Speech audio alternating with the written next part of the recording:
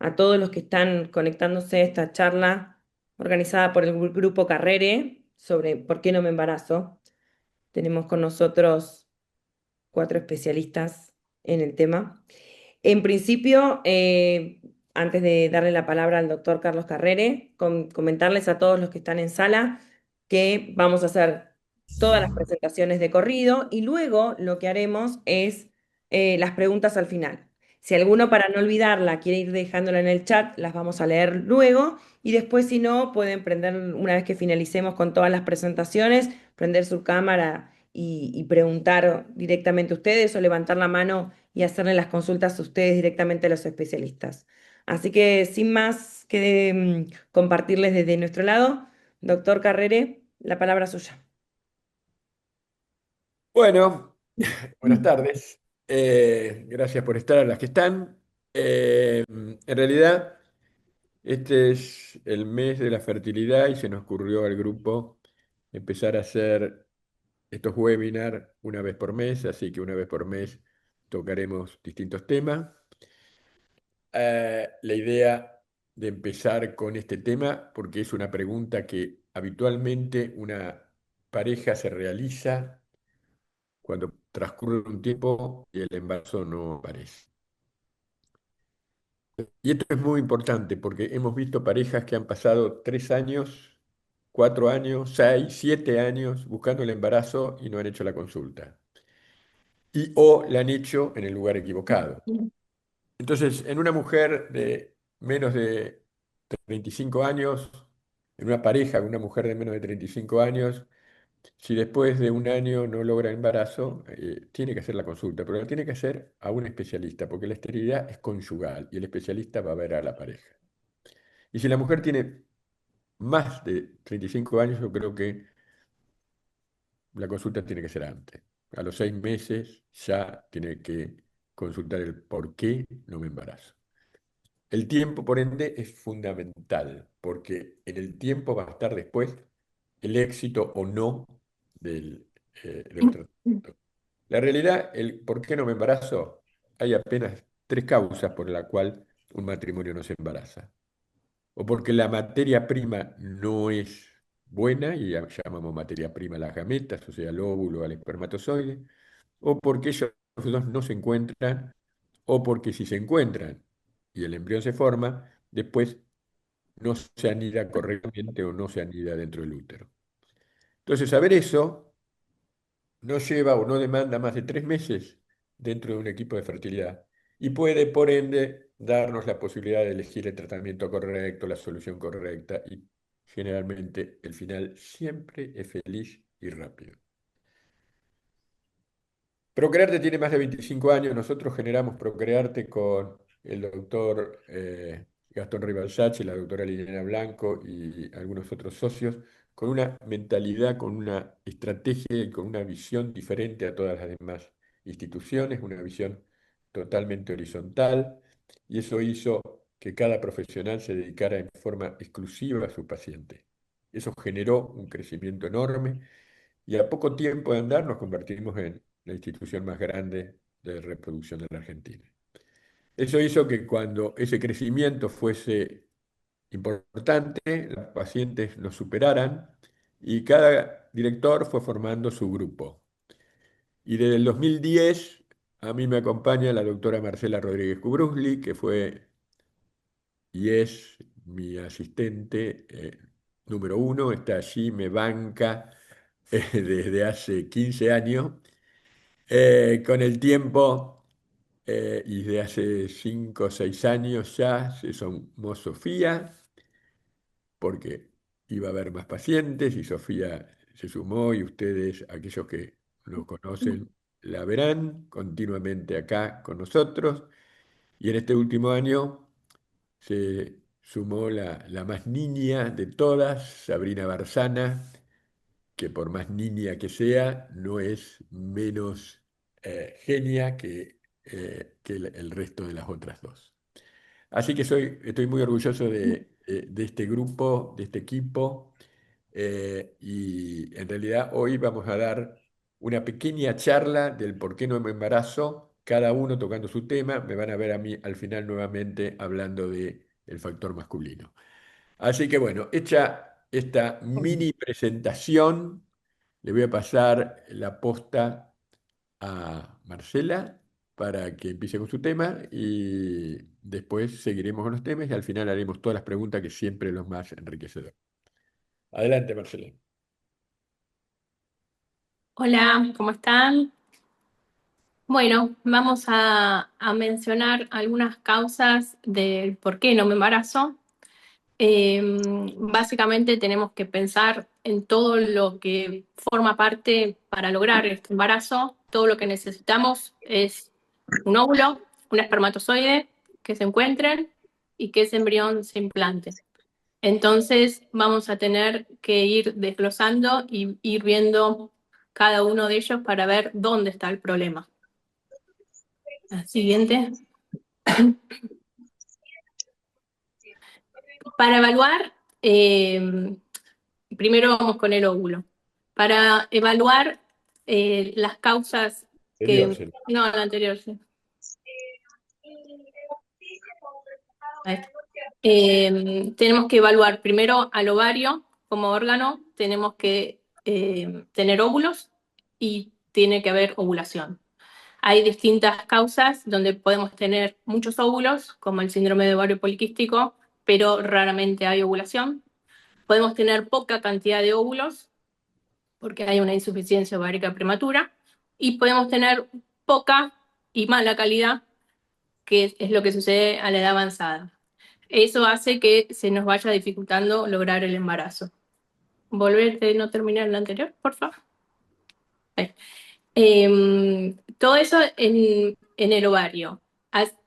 Asimismo, tiene que haber todo el eje hormonal y todo lo que nos circula por la sangre en perfectas condiciones para que se produzca esta ovulación, que nada me lo altere, como problemas tiroideos, la, la hiperprolactinemia y otras causas como el estrés, la obesidad, el bajo peso extremo, el consumo de tabaco, alcohol, son todas noxas que hace que se interrumpa en algún punto esta perfección que tiene que suceder para que ocurra la ovulación y para tener óvulos en cantidad y en calidad, que es lo más difícil. Una vez que logramos tener cantidad y que ovule, necesitamos que ese óvulo llegue para encontrarse con el espermatozoide. Eso sucede en las trompas de falopio, por lo que tenemos que ver permeabilidad. Por lo menos una de las dos trompas tendría que estar sana. Hay muchas infecciones silentes como la clamidia que no nos enteramos que tuvimos infecciones y la trompa quedó tapada y eso hace mecánicamente que no pueda encontrarse el óvulo que viene de un lado con el espermatozoide que viene del otro. Cirugías, endometriosis, todo eso genera adherencias y lo mismo hace que las trompas pierdan esa luz, que la luz es finita como un cabello, entonces es muy fácil que se tape y que esas dos células no puedan encontrarse. Y después, ese embrión que logró formarse tiene que implantar. Ahora lo que necesitamos, un útero sano y cosas que haya en el camino, cosas como miomas, pólipos, malformaciones, tabiques, todo lo que me altere o infecciones a nivel del cuello, todo lo que me altere esa armonía para que un embrión pueda implantar, es otro problema a tratar y a dejar en perfectas condiciones como para favorecer a un embarazo. Ahora vamos con las causas en el hombre. Siguiente. En el hombre siempre todo es más fácil. Ellos hacen un espermograma y se puede ver la cantidad, la movilidad, la forma de los espermatozoides, a lo contrario que en la mujer. En la mujer son métodos indirectos que tenemos para verlo y evaluarlo, a no ser que uno haga una fertilización asistida y ahí pueda verse la calidad y qué sucede cuando se une con ese espermatozoide y el embrión que se forma. En el espermograma vemos y diagnosticamos en el momento, digamos, si ya hay algún problema o está todo bien. Hay, al igual que en el ovario, en los testículos hay producción de espermatozoides y lo mismo, tiene que salir al encuentro del óvulo. Puede que haya producción o no. Eso, la testosterona nos va a dar una idea de cómo está funcionando ese testículo. Puede que haya una obstrucción en la salida y tengo buena producción, pero no salen, entonces no van a estar en el eyaculado. Generalmente infecciones también suelen obstruir estas vías espermáticas. Y también hay noxas inflamatorias, que lo que se fabricó en el espermatozoide y está a la espera de ser eyaculado, empieza a dañarse, como el calor extremo, tóxicos, drogas, tabaco, alcohol, varicocele. Son todas condiciones que me afectan a la calidad de los espermatozoides. Siguiente. Y después tenemos causas inexplicadas. Hacemos todos los estudios, óvulo está bien, espermatozoide está bien, las trompas están bien y sigo sin embarazarme. Muchas veces no tenemos ese diagnóstico, a no ser que, como decía antes, hagamos la fertilización asistida y eso nos sirve como el diario del lunes a ver qué estaba pasando, por qué ese embrión no se implantaba. Ahí nos damos cuenta si el embrión era malo o si no se encontraban, porque en definitiva uno no sabe si el óvulo cayó dentro de la trompa, si se encontró con el espermatozoide o nunca se encontraron, si el problema fue que el embrión no se implantó o la mala calidad del embrión. Todo eso en una fertilización in vitro nos da una idea de por qué no me estuve embarazando. Y obviamente puede haber múltiples factores que coexistan y ir tratando y resolviendo uno a uno. Próxima. Entonces, ¿qué vamos a hacer? Siempre consultar al especialista en fertilidad es el que mejor nos va a saber orientar. No esperar quizás la derivación del ginecólogo. Uno puede hacer una consulta eh, porque tiene dudas, porque tiene ansiedad, porque tiene curiosidad. Idealmente antes de empezar a buscar, saber que todo está ok para alargarse a buscar, y mejor aún si la mujer tiene edad más avanzada. Entonces, más vale una consulta al especialista además que no haberla hecho y llegar tarde y ahora no haya mucho para ayudar. Entonces, lo que nosotros vamos a hacer como primera consulta, ya determinar estos problemas, ¿no? O buscar dónde están estos problemas. Buscamos problemas de óvulos, pidiendo un análisis de hormona y viendo en una ecografía transvaginal el recuento de los folículos centrales, que eso nos va a dar una idea de la cantidad que tengo. O sea, ahí uno ya sabe, independientemente de la edad, que va más de la mano con la calidad, voy a tener una idea de cantidad y de ahí tomar una conducta y decir, tengo poco, mucho, nada, y en base a eso, cómo seguir y qué hacer. Para evaluar las trompas, la histerosalpingografía, que muchas habrán escuchado cosas feas, y el espermograma para ver los espermatozoides, que Carrere se explayará en el tema. Ahí ya tengo el ABC, óvulo, espermatozoide y trompas, como para decir todo está bien, sigo buscando, o el problema está acá, hay que profundizar acá, el problema está allá, hay que hacer esto, hay que hacer lo otro. Uno, por literatura y recomendación, son 12 meses la espera, pero en mujeres de más de 35 años, esa espera hay que reducirla a 6. Con 6 meses de búsqueda por relación sexual sería suficiente y, y ya hay que empezar a consultar para pedir ayuda. Listo. Sabri. Bueno, buenas tardes a todos, gracias por conectarse en esta hora. Yo voy a hablar hoy un poquito de la reserva ovárica, qué es, cómo la evaluamos, realmente hay que pedirla, cuándo hay que pedirla, es necesario. Bueno, hablar un poquito y resolver las dudas. Bien, siguiente.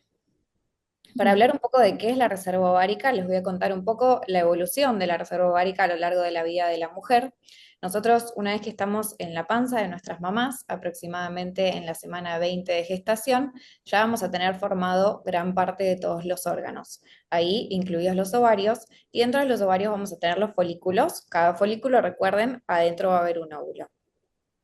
Bien, aproximadamente en esa semana, en esa edad gestacional, vamos a tener entre 5 y 6 millones de folículos. Una vez que nacemos, crecemos y empezamos a tener nuestros primeros ciclos menstruales, ahí ese número de folículos va a reducirse aproximadamente a 400.000. Bien, entonces, lo más importante de esto es que nosotras las mujeres nacemos con una reserva ovárica que es finita, es limitada, está contada, y esta va a ir disminuyendo paso a paso, mes a mes, a lo largo de nuestra vida.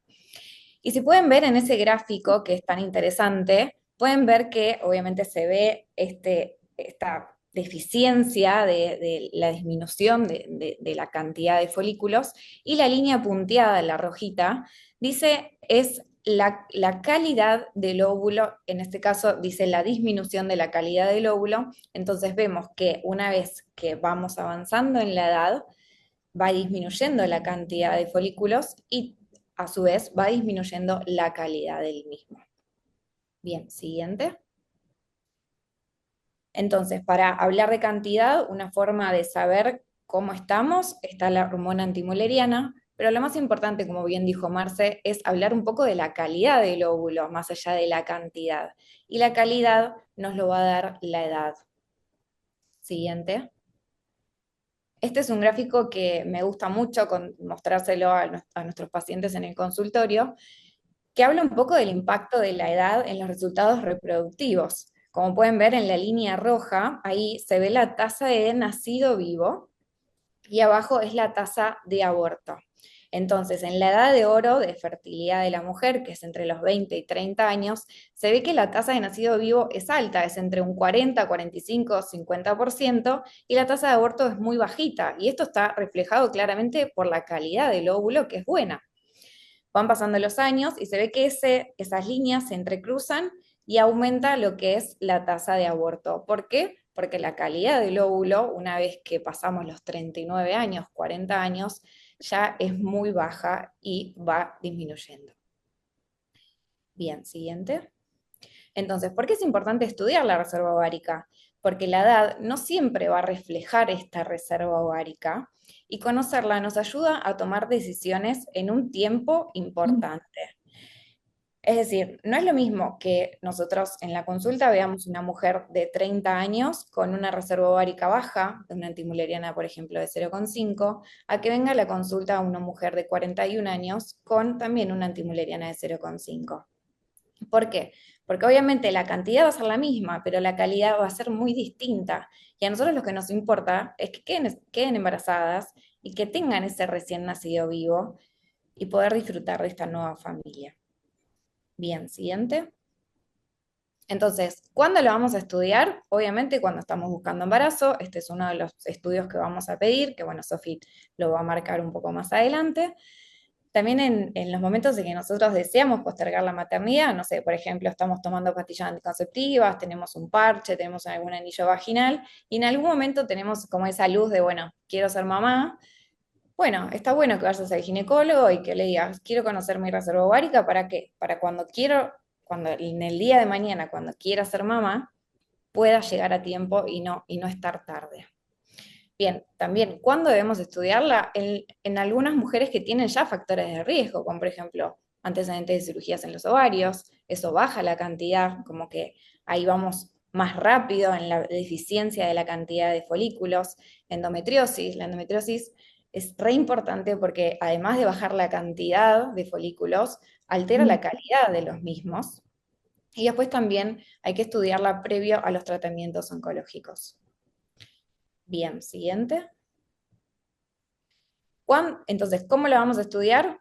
Estudio básico, hormona antimuleriana. ¿Qué es eso? Ustedes van a un laboratorio, se sacan sangre y listo, tenemos el resultado. ¿En qué momento lo podemos hacer? Lo bueno de la hormona antimuleriana es que lo podemos hacer en cualquier momento del ciclo, no hace falta justo estar menstruando, esperar a esa menstruación para ir y sacarse sangre. No, la hormona antimuleriana se puede hacer en cualquier momento. Y si estamos, por ejemplo, tomando pastillas anticonceptivas, también lo podemos hacer. O tenemos algún parche o algún método anticonceptivo hormonal, también lo podemos dosar sin problema. Importante también acompañarla de una ecografía ginecológica transvaginal con recuento de folículos, porque un dato aislado de hormona antimuleriana no me sirve de mucho. Ahí me sirve estudiar a toda la mujer. Y bueno, importante es hacer la antimuleriana acompañada de la ecografía como para ver si realmente esto se complementa, porque muchas veces viene la ecografía transvaginal con un recuento que no es similar a lo que me está dosando la hormona antimuleriana. Obviamente si se puede hacer un estudio hormonal, mucho mejor. Pero bueno, hay veces que capaz que los tiempos nos apuran un poquito y podemos, con estos dos estudios es más que suficiente. Bien, siguiente. Esto como para modo de resumen, para que recuerdes, la reserva ovárica es una foto de nuestra salud reproductiva y conocerla a tiempo puede cambiar decisiones importantes. La idea no es alarmar, sino informar para poder decidir con libertad y poder actuar a tiempo. Así que si tenés alguna duda, alguna consulta, vení, consulta, vas a ver que estamos siempre para atenderlos. Bien, ahora va a seguir Sofi. Bueno, buenas tardes a todos. Yo les voy a hablar un poquito de qué estudios tenemos que solicitar si no logramos el embarazo. Voy a resumir un poquito lo que hablaron las chicas. ¿Sí? Siguiente. Bueno, ¿qué tenemos que pedir en la mujer? ¿Sí? Lo importante es, primero, antes que nada, hacer una buena historia clínica de la paciente, ¿sí? Indagar sobre sus antecedentes, sus ciclos menstruales, antecedentes médicos, cirugías, medicaciones que tomen, enfermedades que hayan tenido, ya sea de transmisión sexual u otro tipo de enfermedades, ¿sí? A su vez, bueno, vamos a pedir la eco transvaginal, ¿sí? Que nos permite ver la reserva ovárica, con Toya, Sabri y Marce, ¿sí? Y a su vez nos permite ver, ¿sí? Otras patologías del útero, ¿sí? Como descartar miomas, quistes o malformaciones uterinas. Siguiente. A su vez también vamos a pedir un perfil hormonal, ¿sí? Que se solicita en el día 2 a 5 del ciclo, donde es muy importante la FSH y la LH, y el estradiol que junto con la hormona antimuleriana nos van a permitir ver cómo está nuestra reserva ovárica. Pero a su vez también en el perfil hormonal es muy importante ver cómo están las hormonas tiroides, la prolactina, ¿sí? Porque eso también puede generar, puede hacer que uno no logre el embarazo. También vamos a pedir la progesterona, ¿sí? Que se pide el día 21 del ciclo, que nos permite ver si estamos si estamos ovulando todos los ciclos, ¿sí? Y vamos a pedir un laboratorio completo también para ver alteraciones que pueden haber en el perfil metabólico o algún tipo de infección, como puede ser así de hepatitis, toxoplasmosis, citomegalovirus, entre otras. Siguiente. Bueno, a su vez también vamos a pedir un cultivo de flujo para descartar infecciones vaginales que pueden ser por clamidia, micoplasma, uroplasma, gérmenes comunes, como comentó Marte previamente. Estas infecciones también pueden generar adherencias en las trompas, ¿sí? Y de esta manera que no se encuentre el óvulo con el espermatozoide. Otro de los estudios que vamos a solicitar es la histerosalpingografía, que nos permite ver la cavidad uterina y la permeabilidad de las trompas. Siguiente. Y en algunos casos también podemos pedir estudios genéticos, ¿sí? Cuando hay alteraciones muy graves en el semen o abortos recurrentes. Y también se puede llegar a solicitar, aunque no es tan frecuente, una laparoscopia diagnóstica cuando se sospecha endometriosis u otras patologías pélvicas que no podemos ver a través de la ecografía. Sí, bueno, todos estos estudios que estuvimos hablando son en la mujer y con respecto al hombre le cedo la palabra al doctor Carrera. Bueno, volví. Vamos muy rápido, así que vamos a tener bastante tiempo para la discusión. Me vas a pasar algunos slides, así yo me voy a tomar un poco el tiempo porque si no me paso. Pero ya Marcela habló un poco. En realidad, cuando Marcela y las chicas dijeron consulten a un especialista, es importante eso porque muchas veces la mujer consulta al ginecólogo y el ginecólogo se olvida del varón y se olvida de que esto es un problema conyugal, no es un problema individual. El 35 al 50% de las esterilidades conyugales son de causa masculina. Entonces, eh, por ahí se pierde tiempo haciendo estudios en la mujer y no solicitando estudios importantes en el varón. O sea, la consulta tiene que ser un especialista porque el estudio tiene que ser a los dos. ¿Y cómo se estudia el varón? Bueno, lo primero que se hace es investigar un poco los antecedentes. Eso se llama anamnesis. Ver antecedentes, si hay antecedentes quirúrgicos, si hay antecedentes clínicos en él, como la diabetes, por ejemplo, que es un antecedente que en general va acompañado muchas veces de problemas eyaculatorios, de esterilidad, si ha habido antecedentes de tumores, de enfermedades de transmisión sexual. ¿A qué se dedica? Los trabajos con tóxicos, con material radioactivo, o los hábitos de trabajar en hornos, o los trabajos con hornos, o los hábitos de baños sauna o turcos con altas temperaturas y con alta frecuencia pueden disminuir la producción espermática. Los microtraumatismos de algunos deportes como la equitación, el ciclismo, el remo, también pueden producir roturas en la comunicación, en la barrera que hay entre el testículo y la circulación sanguínea y hacer pasar espermatozoide a la circulación sanguínea y el organismo, el sistema inmune, generar anticuerpos contra los espermatozoides y a partir de ahí frenarlo, destruirlo.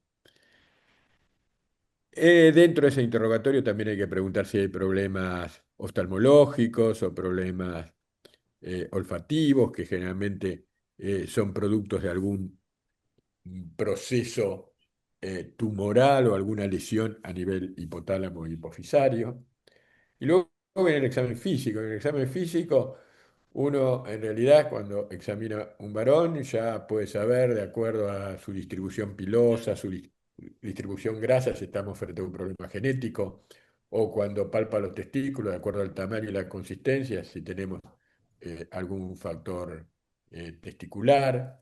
En ese mismo examen físico se palpan los conductos de salida para ver si están o hay algún signo de que la salida espermática está obstruida, o la presencia o no de varicocele, que es muy frecuente, y es muy frecuente que el varicocele cause infertilidad. Pero después veremos qué hay que hacer con ese varicocele y cuándo y cómo.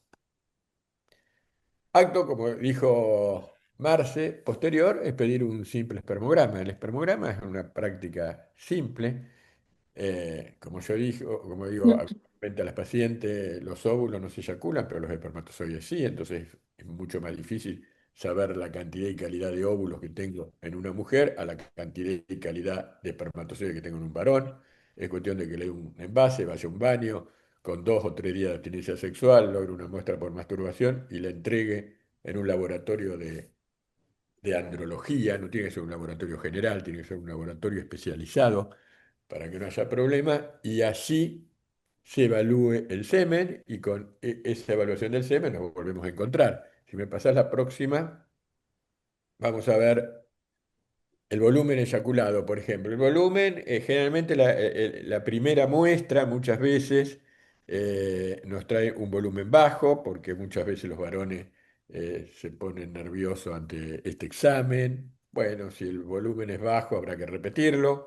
Acto seguido, si sigue siendo bajo, uno ya puede estar pensando que quizás una vía espermática está obstruida, y si es muy bajo, puede estar pensando que las dos vías están obstruidas, y en ese caso no habría directamente espermatozoides, o a su vez puede pensar que hay un proceso de retroeyaculación, quiere decir que parte del espermatozoide del semen es eyaculado hacia adelante y parte es eyaculado hacia la vejiga, entonces el varón está orinando posteriormente a esa relación sexual o a esa masturbación sus espermatozoides. Veremos cuánta cantidad hay, cuánta movilidad hay, cuánta morfología. La morfología es importante porque está relacionada a la capacidad fecundante del espermatozoide. El test de túnel es un test que nos demuestra si hay fragmentación de ADN. La fragmentación de ADN es importante porque el espermatozoide no pierde la capacidad fecundante, pero si fecunda el óvulo va a generar un embrión que se va a ir fragmentando a medida de que ese genoma masculino se ponga en marcha, y entre el cuarto y el quinto día puede detenerse y muchas veces no se detiene, sigue e inclusive llega el embarazo, pero luego se aborta. El SWIMAP es un filtrado de semen en el cual en realidad lo que nos indica el SWIMAP es que si yo tengo más de 3 millones de espermatozoides translativos en una pareja de una mujer joven, puedo intentar el embarazo por baja complejidad, como es una inseminación, pero si tengo menos, sí o sí voy a tener que recurrir a una fertilización in vitro. La próxima. No vamos a hablar de los estudios porque si no, no nos alcanza el tiempo, pero básicamente, en un resumen, los estudios hormonales nos van a indicar si la patología pasa por la hipófisis, ahora vamos a hablar un poquito de los factores, si pasa por el testículo, los estudios inmunológicos nos dicen si hay o no hay anticuerpos, bueno, los estudios genéticos, qué clase de lesión hay, porque en realidad uno tiene que saber que hay cuatro causas, cuatro factores por los que se está produciendo una esterilidad en el varón. O el problema pasa a nivel central, a nivel hipofisario, hipotalámico, quiere decir que no tengo las hormonas, no las produzco, no las libero, entonces ese testículo no está bien estimulado. El segundo factor es que pase por el testículo y ese testículo tenga una lesión genética o adquirida que le impida producir bien y produzca malos o pocos espermatozoides. El tercero pasa por la vía espermática. La hipófisis estimula bien el testículo produce bien, pero esa vía o está obstruida y le impide salir, o tiene algún elemento que lo destruye, por ejemplo, gérmenes, anticuerpos, entonces los espermatozoides salen con mala calidad. Y el último es que sea el propio espermatozoide que tenga problemas. Entonces, todo se produce bien, pero el espermatozoide tiene una falencia que le impide fecundar, o si fecunda, le impide desarrollar el embrión y por ende el embarazo no va a venir. Esos estudios nos van a permitir identificar por cuál de esos factores está la causa y a partir de ahí decidir el tratamiento o la conducta que hay que tomar con ese varón y con esa pareja. La última pasamos, o la anteúltima. Bueno, tratamientos hay varios, tratamientos hormonales, si el déficit está a nivel hipotalámico, antiestrógenos si está a nivel testicular, antioxidantes, antibióticos, por supuesto, o antioxidantes si están en la vía espermática, la próxima. Y hay tratamientos quirúrgicos, y sobre esto quiero hablar del varicocele.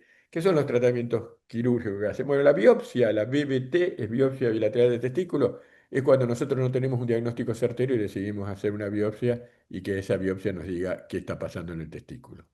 El TC que se hace junto a la biopsia es cuando yo recupero o quiero recuperar espermatozoides del testículo. Vamos a suponer que tengo una lesión testicular muy severa, entonces no hay espermatozoides en el eyaculado, pero yo puedo sospechar que adentro del testículo sí hay. No hay espermatozoides en el eyaculado, pero hay adentro del testículo. Son tan poquitos que no alcanzan a hacer todo el recorrido y no salen. En ese caso, lo voy a buscar adentro del testículo. Y esos poquitos espermatozoides me sirven para que luego, haciendo un ICSI, logre un embrión normal, sano, bueno y en un embarazo.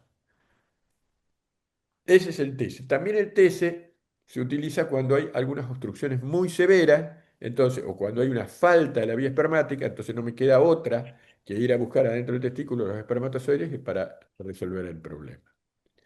Los varicoceles, y acá también es importante, como decíamos, consultar al especialista en reproducción, porque si el varón consulta a un urólogo, como decía Marcela, si solamente se consulta a un ginecólogo, vamos a estudiar solo a la mujer. Y si consulta a un urólogo, como el varicocele es muy frecuente, el 40%, 35% de los varones tienen varicocele, lo más probable es que lo mande a cirugía. Y no todos los varicoceles son quirúrgicos, porque ahí es muy importante evaluar a la pareja. Entonces, yo tengo una mujer de menos de 35 años con un nivel de fertilidad normal y el varón tiene un varicocele que es bilateral, o sea, en ambos testículos, o es izquierdo, pero ese testículo ya está disminuido de tamaño, o sea, tiene una hipotrofia ipsilateral, se llama, una disminución del tamaño de ese testículo, ese varicocele es quirúrgico. El 60% de esos varones se recupera al año y gran parte de esas parejas se logra el embarazo en forma espontánea y por relación sexual. Ahora, si la mujer tiene más de 35 años o si tiene una reserva ovárica disminuida, obviamente no tiene un año para esperar. Entonces ese varicocele pasa a ser secundario. Primero haremos un procedimiento, lograremos el embarazo, el nacimiento de un hijo y quizás en el curso del embarazo ya estamos operando ese varicocele para que ese testículo no se siga dañando y cuando busquen un segundo hijo no tengan tantas dificultades. Por eso no todos los varicoceles son quirúrgicos y por eso hay que verlo en contexto conjugal. Y por último, para terminar, lo que son las cirugías reconstructivas de la vía seminal, eso se hace mucho cuando hay, por ejemplo, frecuentemente cuando hay una vasectomía, o sea, cuando un varón ha decidido ligarse sus deferentes para no tener más chicos, pero luego, bueno, forma una nueva pareja y quiere tener hijos con esa pareja, bueno, uno puede reconstruir la vía espermática uniendo nuevamente los dos cabos del deferente para que los espermatozoides se vuelvan a eyacular y buscar un embarazo espontáneo, siempre y cuando esa vasectomía no lleve muchos años, porque si lleva muchos años, más de 8, en general ya hay muchos anticuerpos que se han originado y por ende, si bien va a eyacular espermatozoides, todos esos espermatozoides van a estar destruidos por los anticuerpos y el embarazo no va a venir.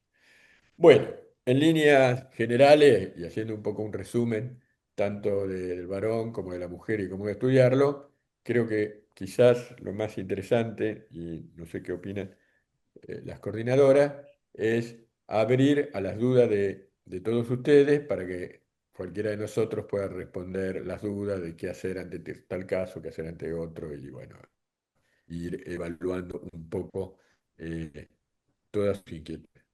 ¿Eh? Paso a la coordinadora de de este evento, el micrófono. Bien, Carlos, bueno, muchas gracias a todos, a los cuatro, por la charla. No sé si en el auditorio alguien tiene alguna consulta respecto para hacerle a los profesionales. A ver si alguno se anima. El problema es el IME, sí. Claro, porque creo que dudas tenemos todos en ese sentido. Eh, Quería preguntarle a las chicas, hago una pregunta yo, cuando, digo, un poco relacionándolo con la cultura, con la vida que estamos llevando hoy en día, ¿en qué momento o a qué edad, teniendo en cuenta lo que comentaban, una mujer debería estar pensando en hacerse esos estudios para ver cuál es su reserva ovárica y qué relación hay a medida que pasan los años? Si, por ejemplo, alguna mujer no tuvo el deseo de ser mamá de un poco más chica, entonces, y quiere serlo de más grande, ¿cuándo debería empezar a hacerse esos estudios como para saber qué reserva ovárica y, y que todo después salga bien, ¿no? Por supuesto. Mm, Voy yo. Dale, sí. La realidad es que depende mucho también de la paciente que tenemos en el consultorio, porque no es lo mismo, no sé, una chica por, no te digo, 25 años, que ya tuvo un antecedente de cirugía en los ovarios y que dice, bueno, sí, quiero ser mamá, pero de acá a los 35, ponele. Pero bueno, ahí ya tenés un antecedente importante que hay que empezar como a investigar de antemano, a que no sé, que venga una chica de 25 sin ningún tipo de antecedente y que me diga quiero ser mamá de acá a los 35 años. Es como que es un todo la paciente que tengamos enfrente, pero bueno, la realidad es que como dije antes, la edad de oro, idealmente, como el pico máximo de fertilidad de la mujer es entre los 20 y los 30 años. Después la calidad va a ir alterándose, porque piensen que nosotros estamos expuestos a un montón de tóxicos, ya sean ambientales, ya sean alimentos que consumimos que no son de lo mejor, nos hidratamos mal, tomamos bebidas azucaradas que son ricas, pero que son pésimas para lo que es el perfil metabólico del cuerpo, cada vez hacemos menos actividad física, nos exponemos menos al sol, y hay un montón de variables que quieras o no, el cuerpo lo va absorbiendo y más allá del paso de la edad, los tóxicos que tenemos alrededor, eso va influyendo negativamente para la calidad del óvulo. Gracias. Bueno, ahí ya tenemos dos preguntas del auditorio. Había que hacer la primera nomás. Bien, bien, bien. Preguntan, Mm. quisiera saber qué opinión tienen sobre el PRP introvárico. Bueno, ¿quién responde? Chicas. En realidad, empiezo yo, pero responden las chicas. Eh, el PRP introvárico tiene indicación en aquellas chicas que tienen una baja respuesta ovárica con una hormona antimuleriana baja. Eh, en general, tiene una respuesta aceptable. en mujeres que su antimuleriana está por arriba de 0,40 y aceptable a buena y muy relativa entre aquellas que tienen de 0,20 a 0,40. Por debajo de esa cifra, en general, no hay ningún resultado demostrable positivo. Es una práctica simple. Y Eh, la edad. ¿Cómo? Claro, Y la edad. sí. Claro. Es una Total. práctica simple y el éxito de la práctica está relacionada a la edad. Seguí, Marce, ya que pusiste el tema de edad. Eh, No, que no es lo mismo, como había explicado Sabri, no es lo mismo 0,4 a los 35 que un valor de 0,4 de antimuleriana a los 43. es- Claramente uno, como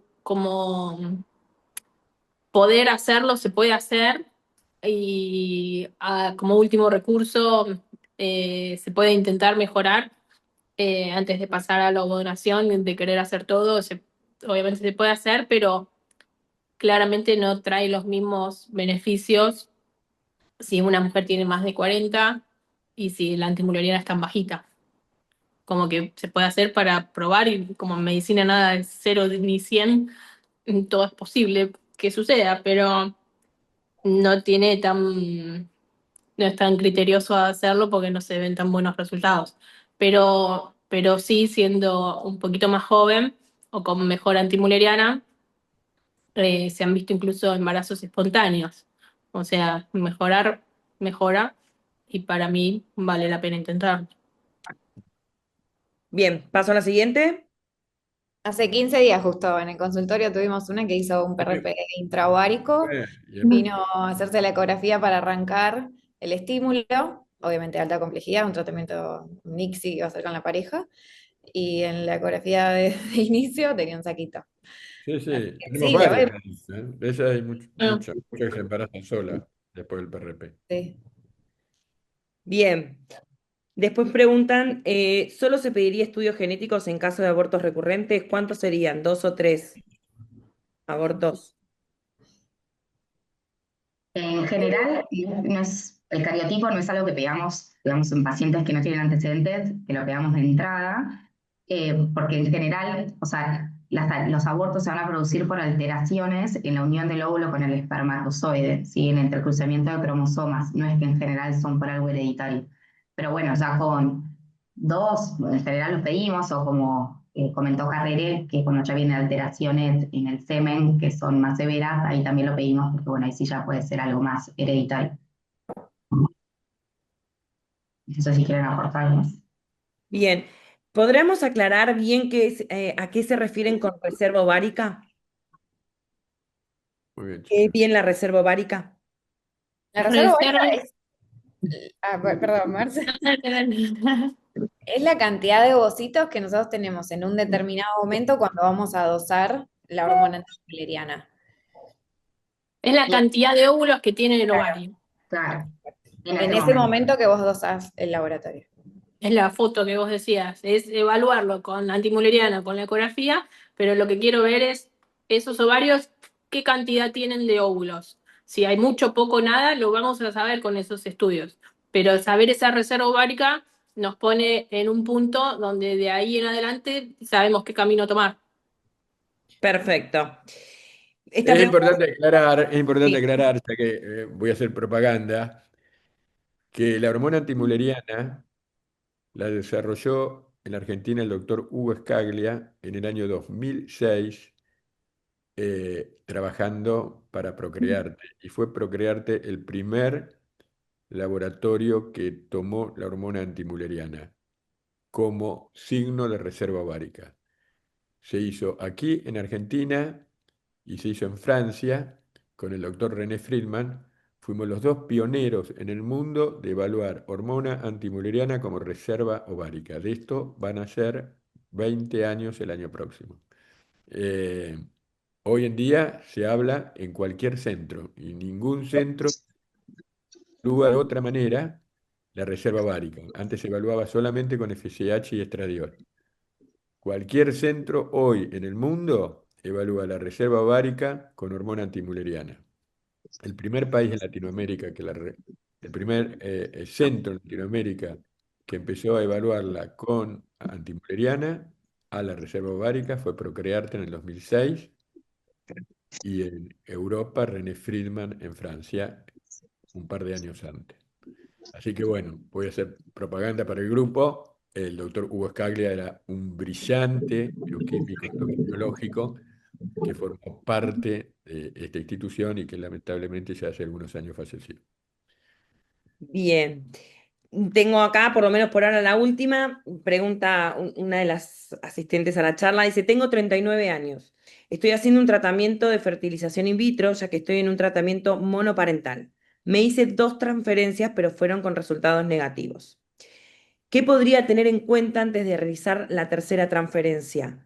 Tengo aún embriones congelados y son blastocitos 4AA. Gracias.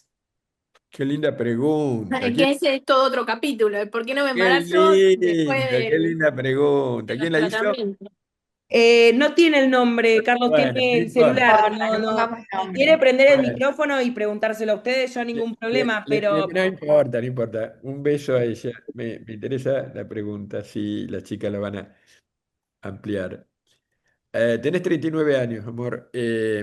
A partir de los 37 años, de 3 blastocistos que vos formás, uno es sano. Quiere decir que tenemos la alta posibilidad de que los dos que te transfirieron no lo fueran. Y esto es estadística. Y a partir de los 40, de 4, uno es sano. Y eso es así. Por eso es que nosotros siempre decimos, hay que apurarse, hay que saber la realidad. En realidad, cuando una chica de 39 hace una fertilización in vitro, nosotros le sugerimos por arriba de los 38 a todas, por debajo no, pero por arriba de los 38 sí, le sugerimos que hagan estudios genéticos en esos embriones, porque, como te puede pasar a vos, vamos a encontrar uno de cada 3 que sea normal. Y vamos a transferir solamente lo normal. El segundo motivo es saber cómo está tu terreno, cómo está tu endometrio. Si yo tengo 2 embriones genéticamente normal en una chica de 39 años, me preocuparía muchísimo antes de transferirlo de saber cómo está ese endometrio.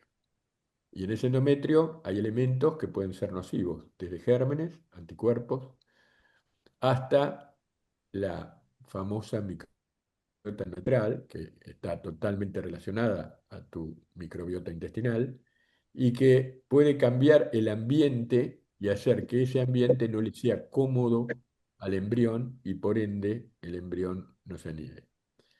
Así que yo me preocuparía por esas evaluaciones, pero me parece bien la pregunta, pero también me parece bien aclararte que quizás simplemente haya sido cuestión de azar, porque teniendo 39 años, solamente uno de 3, por más blastocistos AA hermosos que tenga, van a ser genéticamente normales. Le paso a las chicas para que amplíen el Claro, concepto. es importante aclarar, me parece la parte del AA, el 4A o el 5A, que son lindos, que son hermosos. Sí, son hermosos para el biólogo que le puso la calidad. La calidad esa es simplemente el biólogo lo vio y dijo, bueno, tiene tantas cantidades de células y están distribuidas de tal forma, por lo tanto, es un embrión lindo, bueno, de buena calidad, pero no significa que sea genéticamente normal. Puede ser de buena calidad, pero que sea aneuploide, entonces transferirlo y que después no llegue a un embarazo evolutivo. Por eso es importante aclarar esto, que siempre hay confusión. Bien. Yo le doy ánimo pensando en la parte que es monoparental. Entonces no es lo mismo haber hecho 2 transferencias sin no haber estado intentando por relación sexual un año, 5 o más, donde uno ya claramente ve que hay algún problema de no embarazo. Acá, al ser monoparental, no sé de antecedentes, ¿no? Si con parejas previas hubo búsqueda o no, pero es como haber recién empezado a buscar, como 2 meses de haber buscado, de haber tenido buenos embriones, que estadísticamente puede que no hayan implantado, pero no quita que el tercero Claro, sí se quede. perfecto, perfecto. Muy bien, tenés dos opiniones diferentes, ¿viste? Pero muy bien, sí, muy válida, muy válida. En realidad, el ser monoparental es como decir, estoy jugando por primera vez. Y bueno, Claro, recién empieza esto. intenté 2 meses. Bueno, pero sabés que tenés que saber siempre, y en eso insistimos, y parecemos gente jodida, ¿no? Insistiendo en esto, porque eh, en la edad. Sos una niña de 39 años, pero para la faz reproductiva, 39 años ya nos pone una barrera. Y esto hay que tenerlo en cuenta siempre. Por eso hay que ser inteligente en saber evaluar la estadística, pero hacia, hacia datos positivos, ¿no? Para decidir cosas positivas. Bien, Bueno.